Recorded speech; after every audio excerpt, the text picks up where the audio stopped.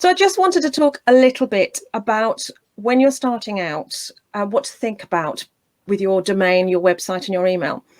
One of the things that I find is that people will often get their email set up. It's the first thing you want to do as a business. You want an email address, and they don't think too much about the website just yet. It's something to worry about a little bit further down the line. But I would recommend that people take advice about their domain with regard to email and web hosting as well. Because what happens is people often register the email address without any ability to have web hosting. And then when they start to have their website, things have to be moved around and unpicked. And the internet is remarkably slow. Transferring domains can take quite some time. And that by this point, the last thing you want is your email address to be unavailable for a couple of days. So I would recommend just taking a little bit of advice at the beginning about where would be a good place to start your domain hosting with a view to getting your website eventually. You don't have to pay for web hosting initially, but just have a think about how it might all hang together in the long term. It's also a good time to actually chat to some web developers and see what they can do, even if you don't actually want to do it just yet. But it might give you some ideas about the appropriate hosting to choose.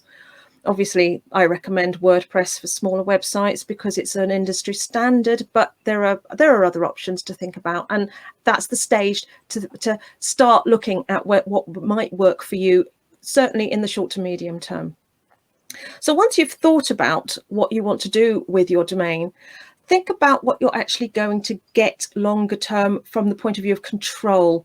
Make sure that if you get someone to set that website up for you, that domain up for you, that you've got access to all that information, your passwords, your user accounts, and that your domain is actually registered in your name.